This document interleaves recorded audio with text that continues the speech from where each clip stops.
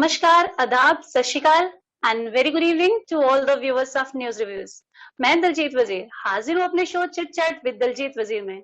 Viewers, आज मेरे साथ शो में एक ऐसी पर्सनैलिटी है जो किसी इंट्रोडक्शन की मोहताज नहीं है। Rajni Sethi ji, spokesperson BJP and ex president Mahila Morcha BJP. Ma'am, chit chat show में आपका स्वागत है। हाँ, बहुत बहुत धन्यवाद जी। मैम, सबसे पहले आप अपने बारे में बताएं कि आप कहाँ से बिलोंग करते हैं एंड आपकी एजुकेशनल जर्नी कैसी रही। मैं जम्मू से बिलोंग करती हूँ। बाय बर्थ जम्मू से हूँ। वैसे कश्मीरी पंडित फैमिली से बिलोंग करती हूँ। मेरे जो फादर हैं वो जम्मू से थे। बाकी जितने हमारे नान के दाद के थे वो कश्मीर में थे। एजुकेशनल जो मेरी जितनी भी स्टडीज रही हैं वो जम्मू में ही रही हैं। जम्मू यूनिवर्सिटी जम्मू से ही सारी स्टडीज मेरी हुई हैं कंप्लीट। बेसिकली जम्मू से ही हूँ। Okay ma'am. मैम, आपने अपना पॉलिटिकल करियर कब स्टार्ट किया? पॉलिटिकल कैरियर मेरा स्टार्टिंग 2005 में हुई है। बीजेपी में ही मैंने स्टार्ट किया अपना पॉलिटिकल कैरियर। वैसे तो स्टूडेंट लाइफ से ही मैं अपने इसी जो सोशल एक्टिविटीज में या पार्टिसिपेट करना, जो भी स्कूल की एक्टिविटीज होती थी उसमें करती थी। मगर जो पॉलिटिक्स में आने का जो मेरा स्टार्ट हुआ वो 2005 में हुआ। और भाजपा से ही शुरुआत की है मैंने पॉलिटिकल कैरियर की। मैम, बीजेपी से आप कैसे जुड़े, कब और कैसे जुड़े, इस मुकाम तक कैसे पहुंचे आप? मेरे फादर भी एक्चुअली एक सोशल वर्कर ही थे। समाज सेवा का काम करते थे। कश्मीरी पंडित होने के नाते जब माइग्रेशन हुई थी यहाँ पर 1989-90 में, तो उस दौरान मेरे फादर ने काफी रोल प्ले किया उन कश्मीरी पंडितों को अपने अपनी जगह पर बसाने के लिए। तो घर में ऐसा माहौल देखकर और फादर ने ऐसी परवरिश की, मुझे लगता है कि बेटी ना होकर एक बेटे की तरह उन्होंने मेरी परवरिश की है। जिस कारण मैं राजनीति में आज आप देख रहे हैं कि मैं जिस जगह पर भी हूँ अपने माता पिता के कारण ही हूँ। खासतौर से पिताजी के कारण हूँ, क्योंकि उन्होंने कहीं ना कहीं एक बोल्डनेस जो था वो मेरे में उन्होंने एक चीज दी थी कि भाई बोल्ड रहिए। उन्होंने कभी ये फर्क नहीं किया बेटा या बेटी में। तो जो उनकी गाइडेंस रही उसी के अकॉर्डिंग आज पॉलिटिकल कैरियर में मैं यहाँ तक पहुंच पाई हूँ। फैमिली की सपोर्ट से आप यहाँ तक पहुंची हैं? जी बिल्कुल, फैमिली की सपोर्ट, शुरुआत में फैमिली की सपोर्ट से और आगे भाजपा के पूरे सपोर्ट के कारण, क्योंकि यहाँ पर परिवारवाद नहीं है भाजपा में और काम को प्रायोरिटी दी जाती है। और हमने अपने मुझे लगता है पूरे दिल से निस्वार्थ भाव से भाजपा में काम किया और भाजपा ने आज यहाँ तक हमें पहुंचाया। मैम, बीजेपी में महिला मोर्चा का किस तरह का वर्क रहता है और उसमें निभाने में किस तरह की डिफिकल्टीज को करना पड़ता है? देखिए, भाजपा एक पॉलिटिकल पार्टी है और इसमें हर एक वर्ग का ध्यान रखा जाता है। जैसे युवाओं के लिए युवा मोर्चा है, महिलाओं के लिए महिला मोर्चा है, किसान के लिए किसान मोर्चा है। मतलब जो भी हमारे समाज में वर्ग है उसको मद्देनजर रखते हुए हर मोर्चा बनाया जाता है।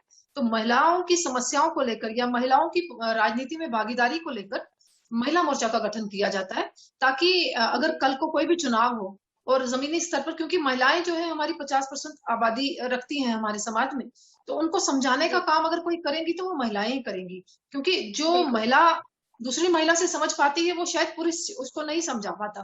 तो एक पॉलिटिकल ऑर्गेनाइजेशन में हर वर्ग को इंक्लूड करने के लिए इन मोर्चों का अपना अपना फर्ज रहता है। हाँ बिल्कुल, महिलाओं को बहुत सा मुश्किलों का सामना करना पड़ता है राजनीति में, इसमें कोई दो राहे नहीं है।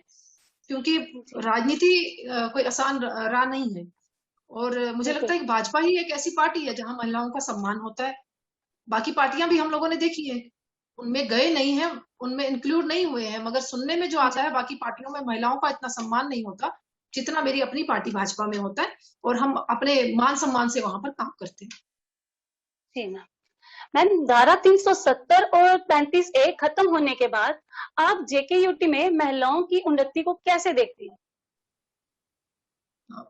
बड़े अफसोस के साथ कहना पड़ता है कि पिछले 70 साल में जो महिलाओं की दशा जम्मू कश्मीर में बना के रखी थी पिछली सरकारों ने, वो कहीं ना कहीं दयनीय थी। मुझे लगता है कि भाई महिलाएं कहीं ना कहीं अपने आप को प्रताड़ित और दूसरे नंबर की श्रेणी वाली जो एक समाज का तबका होता है उसको समझती थी।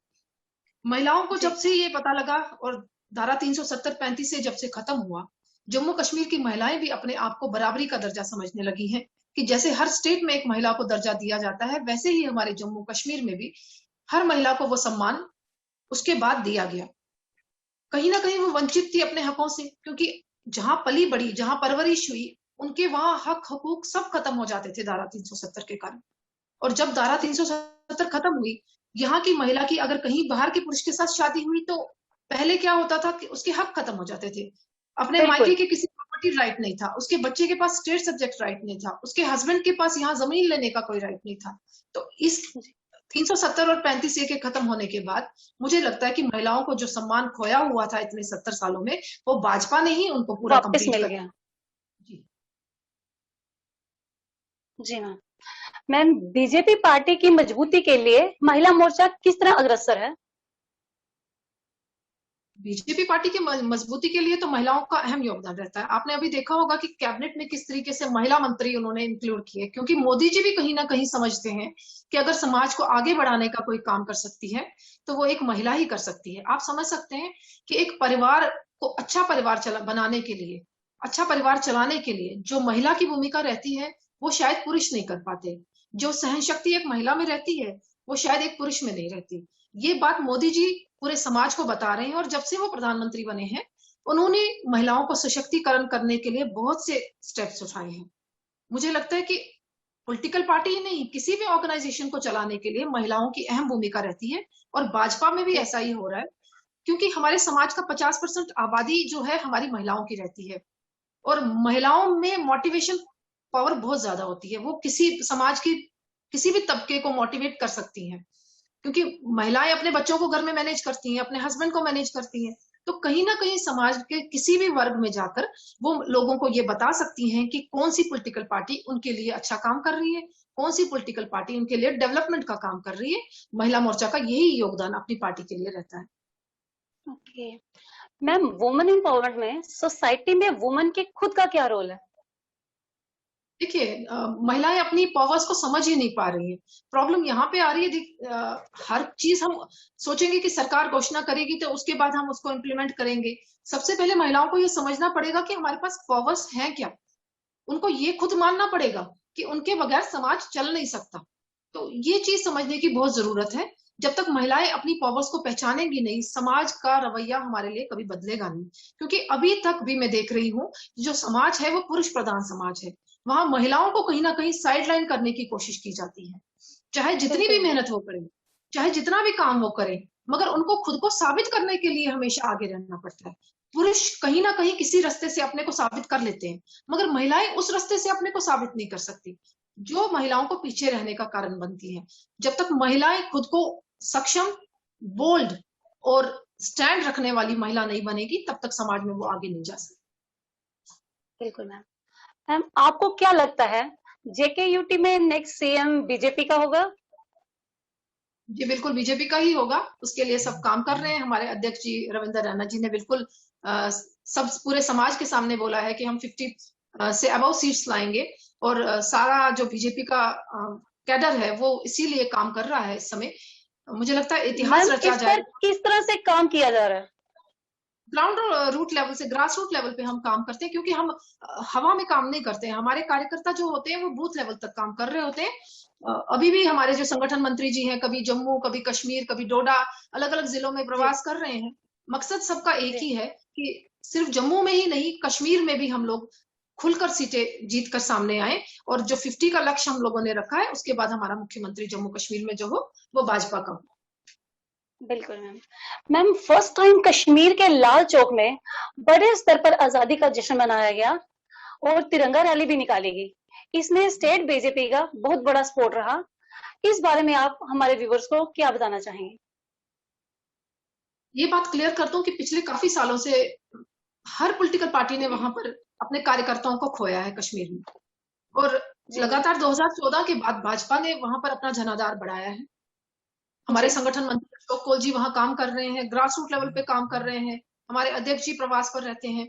मकसद हम लोगों का यही रहता है कि हम कश्मीर में जैसे जम्मू का माहौल है वैसा कश्मीर में भी वैसा माहौल बनाए। क्योंकि कहीं ना जी। कहीं जो पिछली पॉलिटिकल पार्टियां रही हैं उन्होंने वहां के लोगों को गुमराह किया हुआ है। वहां के लोगों को यही बताया है कि भाजपा जो है वो एंटी मुस्लिम है। आप लोगों ने बिल्कुल। देखा होगा कि मोदी जी ने जब डिसीजन लिया ट्रिपल तलाक वाला, वो शायद मुस्लिमों की फेवर के लिए लिया। तो उस एपिसोड के बाद मेरा खुद भी कश्मीर में जाना रहा और महिलाओं से मिलना भी हुआ और महिलाओं ने ये माना कि मोदी जी जो है वो एंटी मुस्लिम नहीं है। हमें ऐसा बताया जाता था कि वो मुसलमानों के खिलाफ है। तो मुझे लगता है कि भाई कश्मीर में हम लोगों की काफी सालों से ये, अभी की 2014 की बात नहीं करूंगी, इससे पहले भी हमारे जितने मार्गदर्शक रहे हमारी पार्टी के, उन्होंने शहादत जी कश्मीर के लिए दी है। तो मुझे लगता है कि भाई जो हमारा मकसद है कश्मीर में हमारा भाजपा का जनाधार बढ़ाना हमारा मकसद है। और इस बार आप लोगों ने खुद देखा है कि 2019 के बाद जो 2021 में हम लोगों ने वहां पर 15 अगस्त या 5 अगस्त जो मनाया, वो बड़े हर्षोल्लास से मनाया। हर जिले में बिल्कुल। तिरंगा रैली हुई है, हर गवर्नमेंट ऑफिस के ऊपर तिरंगे को लहराया गया है। यहाँ जी तक कि जो हमारी मुस्लिम बच्चियां थी, मुस्लिम बच्चियों ने भी जनगण मन वहां पर गाया है। तो ये बिल्कुल हमारे मैम, लिए बिल्कुल। एक बड़ी चेंज है जो कश्मीर में देखने को मिली है। जी मैम, कश्मीर में बीजेपी लीडर्स की हत्याएं हुई। मैं अपनी तरफ से और न्यूज रिव्यूज टीम की तरफ से श्रद्धांजलि प्रकट करती हूँ। इन हत्याओं के लिए कौन लोग जिम्मेवार हैं? जो लोग जिम्मेवार हैं उन पर क्या एक्शन लिया जा सकता है, और आगे से बीजेपी कार्यकर्ताओं को किस तरह की सुरक्षा प्रोवाइड की जाएगी? देखिए, भाजपा के कार्यकर्ता इतने सक्षम हैं कि वो अपनी सुरक्षा खुद कर सकते हैं, क्योंकि हमारे खून में देशभक्ति भरी हुई है भाजपा के कार्यकर्ताओं में। ये टारगेट किलिंग की जाती है, इसमें कुछ पॉलिटिकल पार्टीज भी इन्वॉल्व होती हैं ताकि बीजेपी का जनाधार वहां खत्म किया जाए और उनको जी कार्यकर्ताओं को डीमोटिवेट किया जाए कि वहां पर भाजपा का विस्तार ना हो सके। रही बात उनकी सिक्योरिटी की, देखिए आज ये बूथ लेवल तक हमारे भाजपा के कार्यकर्ता हैं जो सक्रिय हैं और काम कर रहे हैं। अब हम ये उम्मीद नहीं कर सकते कि बूथ लेवल के कार्यकर्ताओं को भी पुलिस की सिक्योरिटी प्रोवाइड हो सके। अगर पुलिस हमारी सिक्योरिटी में लग जाएगी तो पूरे देश की सिक्योरिटी या जम्मू कश्मीर की सिक्योरिटी कौन करेगा? तो कहीं ना कहीं विषय ये आता है कि कार्यकर्ताओं को टारगेट किलिंग की जाती है और कार्यकर्ता वो मारे जा रहे हैं जो डेवलपमेंट का काम कर रहे हैं, जैसे पंच, सरपंच, डीडीसी चेयरमैन या वो वर्कर जो वहां के मुसलमानों को आगे ले जाने का काम कर रहे हैं, वहां के एरिया को डेवलप करने का काम कर रहे हैं। ये दर्शाता है कि किस तरीके से वहां पॉलिटिकल पार्टीज हताश हैं, वो किस तरीके से वहां ये सारी किलिंग करवा रही है। मैं ये नहीं कहती कि भाई ये सारी किलिंग पॉलिटिकल पार्टीज द्वारा हो रही है, मैं ये इतना जरूर कहूंगी, आज तक जितनी भी सपोर्ट है, आप देखिए महबूबा की बयान देखिए, महबूबा का बयान जी अभी भी पाकिस्तान की फेवर में है। तो जी ये जी क्या बिल्कुल। दर्शाता है कि हमारी पॉलिटिकल पार्टी कहीं ना कहीं प्रो पाकिस्तानी है और वहां पर माहौल को शांत होने के लिए वो कोई कदम नहीं उठा रही। क्या ये हत्याएं 370 की समाप्ति या पॉलिटिकल रिवेंज तो नहीं? 370 की समाप्ति के लिए ऐसा कोई हत्या उसके लिए नहीं की गई है। हत्याएं पहले भी होती जी थी, आपने देखा होगा जब से माइग्रेशन हुई थी तो काफी हत्याएं कश्मीरी पंडितों की भी हुई है, मुस्लिम भाइयों जी की भी हुई है। ये पर्टिकुलर कोई बीजेपी कम्युनिटी को लेकर उन्होंने हत्याएं नहीं की है। हाँ, अब 370 को लेके इनके पास एक एक्सक्यूज है पॉलिटिकल पार्टीज के पास कि इन्होंने 370 खत्म किया जी, इसीलिए ये किलिंग हो रही है, ताकि लोगों को ये डर बैठ जाए कि 370 खत्म होने के बाद वहां का माहौल सही नहीं है। जबकि हम लोग खुद वहां ग्रास रूट लेवल पे देख के आए हैं, माहौल बिल्कुल शांत है। कुछ थोड़े लोग हैं जो पेड़ हैं, यूथ हैं, भटके हुए हैं, जिनको बचपन से ऐसा बताया गया है कि हमें आजादी चाहिए, हम यहाँ के नहीं हैं, हम पाकिस्तान के हैं। तो मुझे लगता है कि ये सब 370 के कारण नहीं है, 370 खत्म होने के कारण वहां के लोग और जम्मू के लोग खुश हैं और डेवलपमेंट की राह पर जम्मू कश्मीर आगे बढ़ चुका है इस समय में ना। जी मैम। मैम, आप प्रेसिडेंट रही हैं महिला मोर्चा की, जी। तो इस दौरान आपने महिलाओं के लिए काफी ज्यादा काम किया। स्पेशली रूरल बिल्कुल। बेल्ट में जाकर आपने खुद अवेयरनेस कैंपेन किए हैं। कितना जरूरी लगता है फील्ड में जाकर काम करना? राजनीति तभी आप सक्सेसफुली कर सकती हैं जब आप उसको लोगों के साथ जुड़कर करेंगी। अगर आप सोचेंगे कि आप एसी रूम में बैठ के लोगों की समस्याएं सुनेंगी तो मुझे नहीं लगता कि हम लोगों तक पहुंच पाएंगे। मैंने पूरी कोशिश की, मेरे पास 1.5 साल का टेन्योर रहा। जी जो मैं कर सकती थी अपनी महिलाओं के लिए, चाहे हेल्पलाइन नंबर के जरिए, चाहे उनके साथ कहीं पे भी कोई concerning SHO, concerning police, concerning SSP, किसी से भी मिलने का कोई इश्यू रहता था तो मैंने पूरी कोशिश की है कि मैं उनके साथ कंधे से कंधा मिलाकर उनकी समस्याओं को समाधान करवा सकूं। मैम, मुझे क्या लगता है आपको कि लगता है इससे महिलाओं को फायदा मिला? नहीं, जो पॉलिटिकल पार्टी के दायरे में जो हम कर सकते थे उसका फायदा महिलाओं ने पूरा लिया है और भाजपा के साथ बड़ी संख्या में महिलाएं जुड़ चुकी हैं। सरकारी जो योजनाएं थी उनका फायदा अभी तक उनको नहीं मिल पा रहा। वहां कहीं ना कहीं कमी देखने को मिल रही है। जो मोदी जी ने महिलाओं के लिए बहुत सी स्कीमें निकाली थी, वो ग्रास रूट लेवल पे, क्योंकि देखिए पॉलिटिकल पार्टी के नाते हम उसको स्कीम्स को ग्राउंड लेवल तक नहीं ले जा सकते, हमारे पास इतनी पावर्स नहीं है कि हम हर घर में वो स्कीम पहुंचा सके। ये काम जो होता है वो सरकार का रहता है और उनकी एडमिनिस्ट्रेशन का रहता है। वहां पे कहीं ना कहीं जो कमी देखने को मिल रही है कि एडमिनिस्ट्रेशन की तरफ से लोगों तक जो स्कीम्स थी वो नहीं मिल पाई, जो मुझे उस चीज का अफसोस है कि महिलाएं उससे वंचित रही इस कारण। ये स्कीम्स महिलाओं तक पहुंचनी बहुत जरूरी है। बिल्कुल जी, मोदी जी ने स्कीम्स तभी दी थी कि महिलाएं उसका फायदा उठा सके। अगर उन तक पहुंच ही नहीं पा रही तो फिर स्कीम्स देने का तो कोई फायदा ही नहीं रहा। तो फायदा ही नहीं है। जी मैम, देखा जाता है कि वुमेन्स के लिए जो लॉज बने हैं, कुछ वुमेन्स उनका मिसयूज कर रही हैं। Is it need of us to make balance on it? What kind of steps should be taken?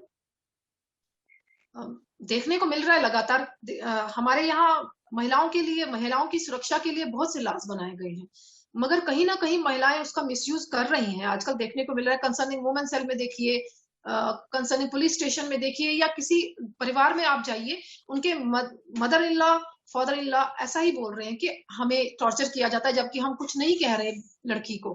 तो जी, अपनी पावर्स को जो हमें राइट्स दिए हैं हमारी गवर्नमेंट ने, उसको मिसयूज क्यों कर रहे हैं?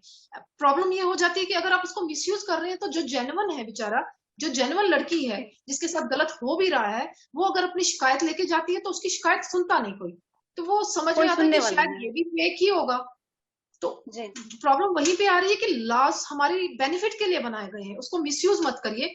मैं भी महिला मोर्चा की अध्यक्षा रही हूँ और मुझे लगता है कि ज्यादातर केसेस आजकल यही आ रहे हैं कि इन लॉज को मिसयूज किया जा रहा है। जी मैम। हम अभी हाल ही में कुछ दिन पहले आपने देखा होगा, वो लखनऊ में जो एक ड्राइवर को स्लैप किया गया, वो भी शायद इसी से रिलेटेड है कुछ। इन लॉ, इस लॉ का उन्होंने कुछ मिसयूज किया है। अब मुझे इसकी पूरी स्टोरी नहीं पता कि भाई क्यों उन्होंने ऐसा किया, मगर अगर ऐसा कुछ हुआ भी है, महिलाओं को भी अपने दायरे में रहकर, ये नहीं है कि भाई हम पुलिस स्टेशन में चले जाएंगे तो हमारी सुनवाई ज्यादा होगी, तो हम महिलाएं हैं जी, जी, हमारे लिए पास ज्यादा राइट्स हैं। जहां पुलिस को भी ऐसा करना चाहिए कि जो गलत है, गलत को गलत कहें, चाहे उसमें महिला हो चाहे पुरुष हो। तो उसमें कोई ये नहीं, छूट नहीं मिलनी चाहिए कि महिलाओं को, महिलाओं की फेवर के लिए ये लॉ है। पहले उस केस को स्टडी करे पुलिस भी प्रॉपरली। अगर महिला की गलती है तो महिला को भी एक बार ऐसा सबक देना जरूरी है, ताकि कोई और महिला ऐसा स्टेप ना उठा सके। जो गलत है उसको पनिश किया जाना चाहिए। बिल्कुल, जो गलत है चाहे पुरुष है या महिला है, गलत को गलत पुलिस बताए। जी मैम, अपना precious time chit chat show को देने के लिए thank you so much. Thank you so much. So before conclusion, आप हमारे व्यूवर्स को क्या मैसेज देंगे?